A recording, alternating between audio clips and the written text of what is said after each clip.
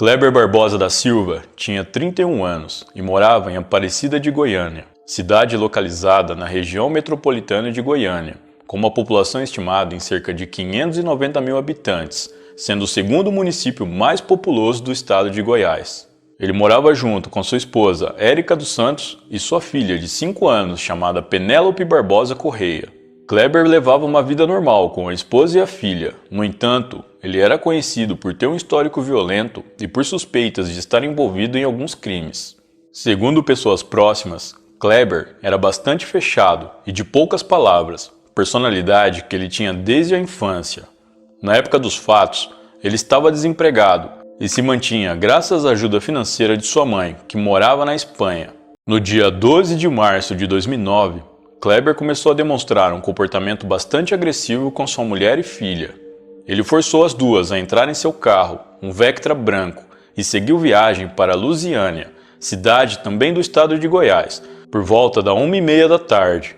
Durante o percurso, na rodovia BR-60, Kleber utilizou um extintor de incêndio do carro para agredir sua esposa, batendo em sua cabeça e a jogando para fora do veículo ainda em movimento.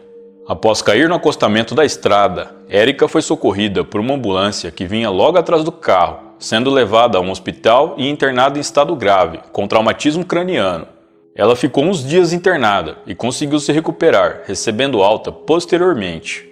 Depois de jogar a esposa para fora do veículo, Kleber dirigiu até um aeroclube na cidade de Lusiânia. No local, ele disse que queria alugar um dos aviões para fazer um voo panorâmico junto com a filha, como se fossem passageiros. Mas assim que ele entrou na aeronave, ele rendeu o piloto com uma arma de fogo e exigiu que o mesmo saísse. De acordo com esse piloto, em um relato posterior, assim que Kleber apontou a arma para ele, disse que já havia matado uma pessoa naquele dia e perguntou se ele queria ser o próximo. Em posse do avião, Kleber decolou levando a filha com ele. A aeronave roubada se tratava de um avião monomotor EMB-712, de prefixo PT-VFI.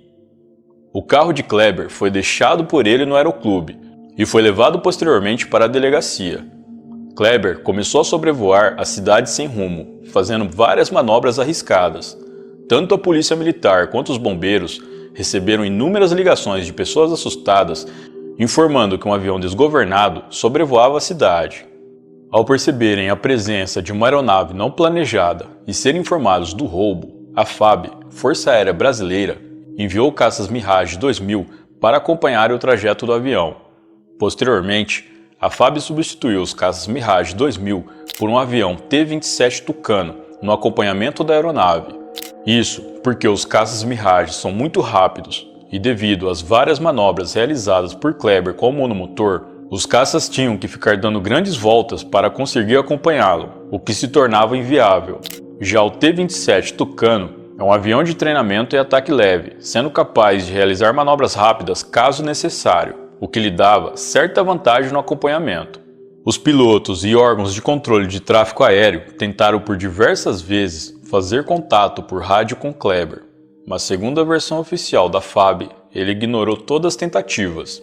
Além da FAB, o Comando de Defesa Aeroespacial Brasileiro, o CONDABRA, também recebeu a notificação do roubo e voo ilegal, e ordenou imediatamente a decolagem de aeronaves em alerta de defesa aérea, enquanto que a Polícia Militar disponibilizou um helicóptero para acompanhamento do caso. Devido às manobras e o alto risco que Kleber oferecia, o CONDABRA determinou a suspensão de pousos e decolagens do aeroporto de Goiânia, a fim de garantir a segurança das aeronaves em geral, naquele momento de tanta apreensão. Kleber havia saído da cidade de Lusiânia e seguido o voo para Goiás, onde fez voos rasantes, chamando a atenção de moradores e colocando em risco a vida de várias pessoas. Ele também se dirigiu até uma cidade vizinha, onde fez manobras arriscadas perto de um shopping e em um parque de diversões, chegando a atingir uma roda gigante de raspão. Como medida de precaução, o parque foi evacuado rapidamente. Uma torre de controle de voo também foi evacuada, pois havia indícios de que Kleber tinha a intenção de jogar o avião contra ela.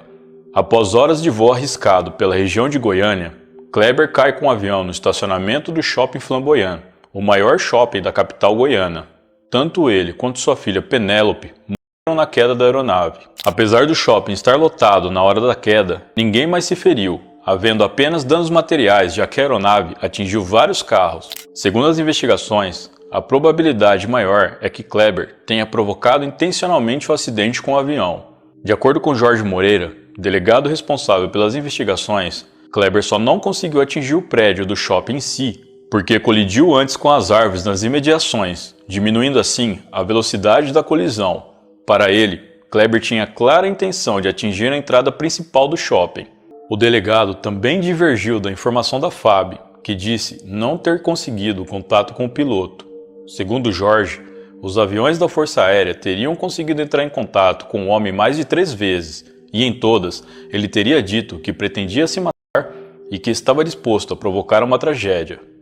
Pessoal, só para complemento de informação, o delegado Jorge Moreira é o mesmo delegado que ajudou nas investigações do caso da chacina de Doverlândia e que, ao voltar da reconstituição dessa chacina, ele e mais 7 policiais, juntamente com o autor do crime, morreram na queda do helicóptero que os transportava no ano de 2012. Voltando ao caso, os responsáveis pela administração do shopping informaram que o avião parou cerca de 10 metros da entrada principal do local e a 5 metros de uma marquise, provando que o estrago do acidente poderia ser muito pior. O diretor do shopping Flamboyant disse que todo mundo viu o avião voando baixo, mas que jamais pensaram que ele iria cair no estacionamento.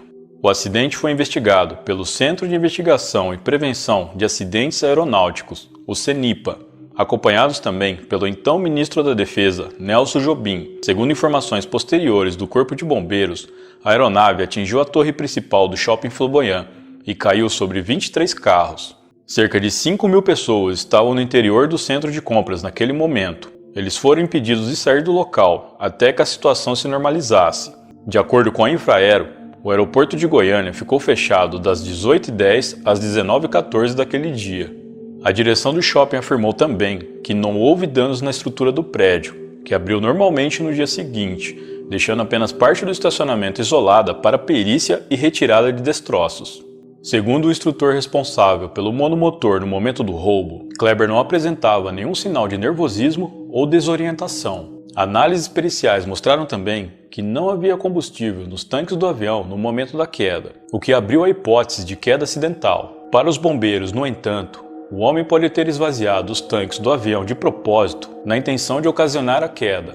O fato de não haver combustível no momento do acidente ajudou na diminuição dos danos, já que por este motivo o avião não explodiu com o impacto. A arma utilizada por Kleber para render o piloto do avião não foi encontrada nos destroços. Provavelmente, ele jogou pela janela enquanto voava.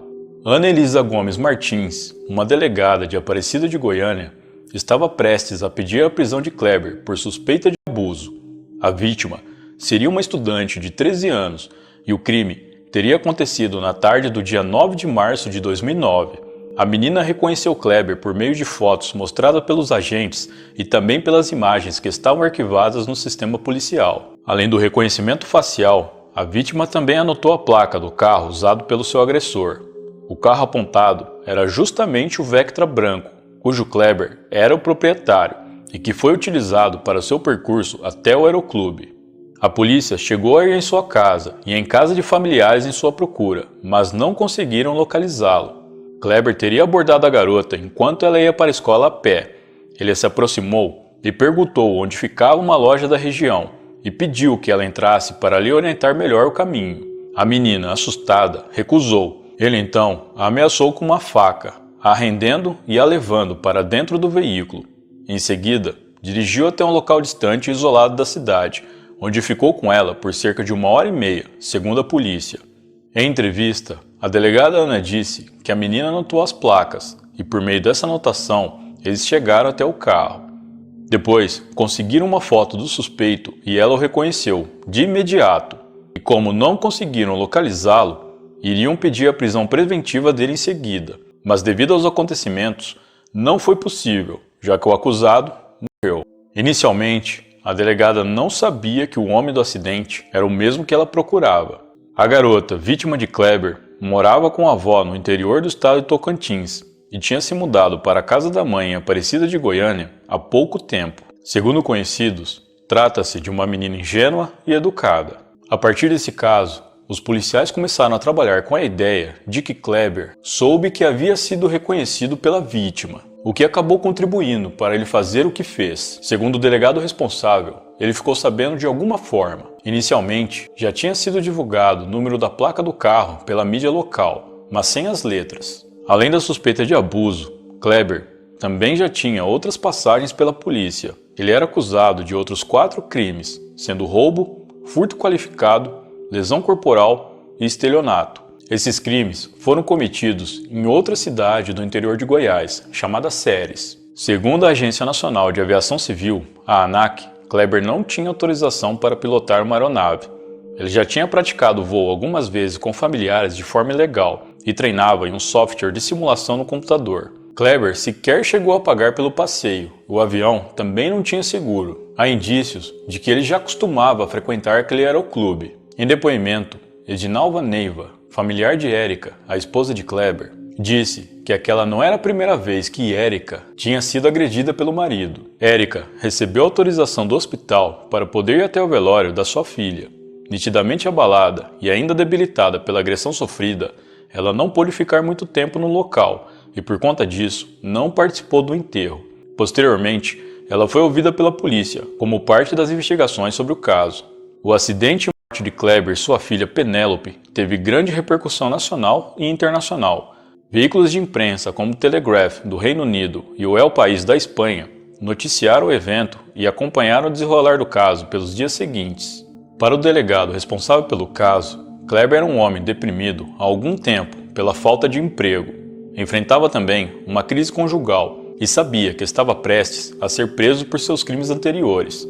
O delegado disse ainda que o homem provavelmente acreditava ter matado a mulher ao jogá-la para fora do carro e por isso teria decidido dar fim à sua vida e levar a filha junto.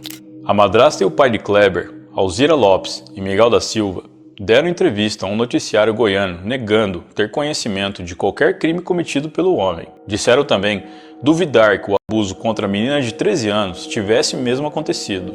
Miguel, emocionado, afirmou desconhecer que o filho sofresse de algum problema mental, que fosse violento ou que tivesse a intenção de pôr em risco a própria vida.